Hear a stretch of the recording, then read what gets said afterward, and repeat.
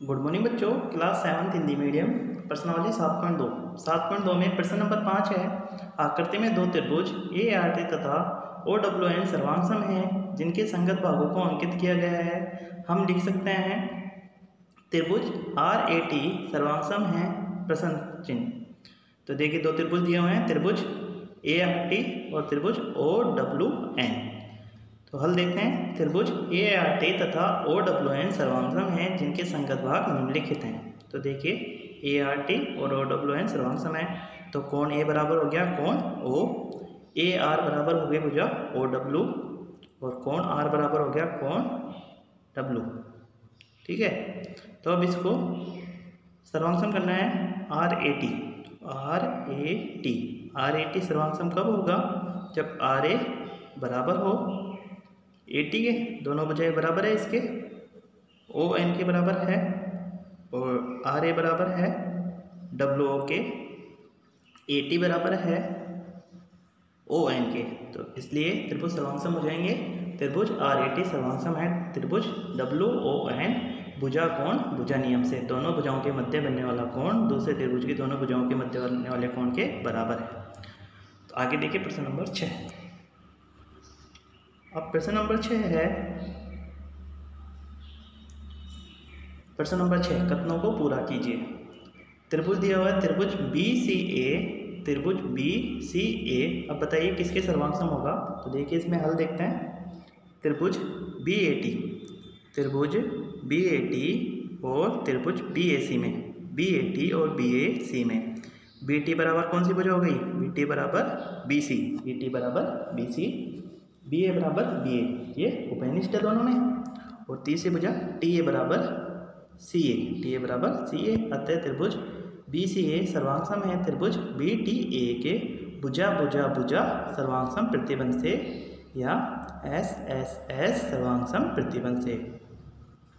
दूसरा है त्रिभुज QRS को सर्वांग सिद्ध करना है। तो देखिए इस त्रिभुज में देखते हैं, दूसरे में त्रिभुज QRS और त्रिभुज TPQ में, त्रिभुज QRS और त्रिभुज TPQ में। अब देखिए QR बराबर किसके है? QR है आपके सामने, QR बराबर हो गई TP के। QR बराबर TP के, QR में भी एक लाइन है और TP में भी एक लाइन है। QR बराबर हो गई TP और फिर RS बराबर हो गई PQ, RS बराबर हो गई PQ के, RS बराबर है PQ के और QS बराबर है TQ के, QS बराबर है TQ। तो देखिए कौन सा नियम लगा? तीनों भुजाएं, तो भुजा सर्वांग प्रतिबंध से दोनों त्रिभुज सर्वांग हो जाएंगे। तो लिखने आता है त्रिभुज QRS सर्वांग है त्रिभुज TPQ के। आगे देखिए प्रश्न नंबर 7।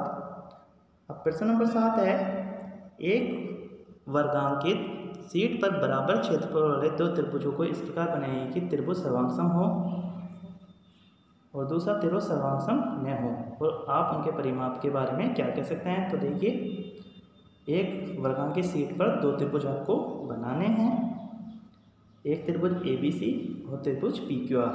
क्योंकि दोनों त्रिभुजों के क्षेत्रफल बराबर है इसलिए दोनों, पहला हल, इसलिए दोनों त्रिभुजों का क्षेत्रफल बराबर है इसलिए फर्स्ट, यदि दोनों त्रिभुज सर्वांग है तो उनकी तीनों भुजाएं बराबर लेकर त्रिभुज की रचना कर सकते हैं, ताकि त्रिभुज ABC सर्वांग हो त्रिभुज PQR के।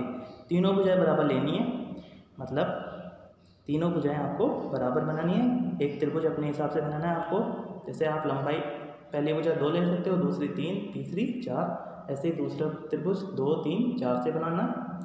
और इसके अलावा दूसरा त्रिभुज ऐसा बनाना है, दोनों त्रिभुज अलग अलग होने चाहिए, दोनों त्रिभुज सर्वांग नहीं हो। तो इसका हल हो जाएगा, यदि दोनों त्रिभुज सर्वांग नहीं है तो दो त्रिभुज इस प्रकार होंगे ताकि उनका आधार और ऊंचाई समान हो, परंतु आधार के अतिरिक्त अन्य भुजा बराबर न हो।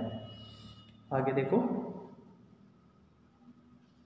प्रश्न नंबर 8। आकृति में एक सर्वांग भागों का एक अतिरिक्त युग्म बताइए जिससे त्रिभुज ABC और त्रिभुज PQR सर्वांग हो जाए। आपने किस प्रतिबंध का प्रयोग किया? तो देखिए त्रिभुज बने हुए हैं आपके सामने, त्रिभुज ABC और त्रिभुज PQR। कोण Q और कोण B 90 डिग्री है, कोण R बराबर कोण C है। तो देखिए हल देखते हैं इसका।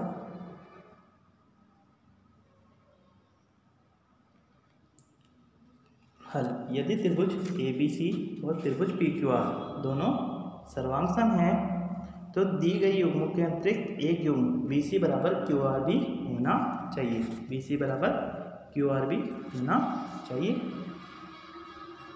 तो देखिए कोण B बराबर कोण Q 90 डिग्री है, कोण C बराबर कोण R ये भी दिया हुआ है, और BC बराबर QR होगा तो कौन सा नियम लग जाएगा? भुजा कोण, कोण भुजा कोण नियम। दो कोण और एक भुजा है तो कोण भुजा कोण नियम।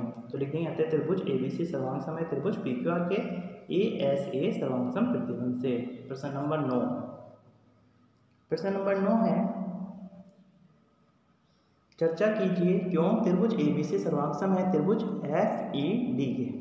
तो देखिए चित्र बना हुआ है आपके सामने, B 90 डिग्री है, AB 90 डिग्री है, कोण B और E 90 डिग्री है, कोण A बराबर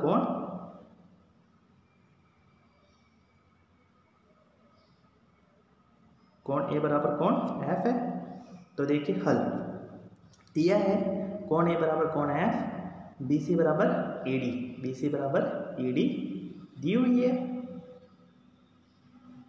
और इसके अलावा आपको एक चीज कोण B बराबर कोण E ये भी दिया हुआ है। तो त्रिभुज ABC और त्रिभुज FED में कोण B बराबर कोण E हो गया, कोण B बराबर कोण E 90 डिग्री, कोण A बराबर कोण F, कोण A बराबर कोण F, ये दोनों भी बराबर होंगे। इस चित्र में सही नहीं है, आप अपनी बुक में से बनाओगे तो उसमें बराबर है। और BC बराबर ED, BC बराबर है ED के। तो दो भुजा, तो देखिए दो भुजा बाकी बची हुई है वो भी बराबर होगी। अब 90 डिग्री का कोण आ गया तो कौन सा नियम आ गया? समकोण कर्ण भुजा नियम, समकोण कर्ण भुजा नियम। इसमें लिख देंगे अतः त्रिभुज ABC सर्वांग है त्रिभुज FED के RHS सर्वांग प्रतिबंध से। ओके स्टूडेंट्स, ये एक्सरसाइज कंप्लीट हो गई। आपको ये होमवर्क अपनी नोटबुक में करना है। नेक्स्ट एक्सरसाइज हम कल करेंगे। एक चीज़ और, अगर आप जैसे इसमें RHS नियम नहीं लगाना चाहते तो इसके अलावा कौन सा नियम भी लग सकता है? इसके अलावा आप इसमें नियम लगा सकते हो कोण भुजा कोण नियम, कोण भुजा कोण नियम भी लगा सकते हो, और RHS नियम भी लगा सकते हो। इसमें कोण भुजा कोण नियम भी लिख देना आप, और RHS नियम भी। Okay students.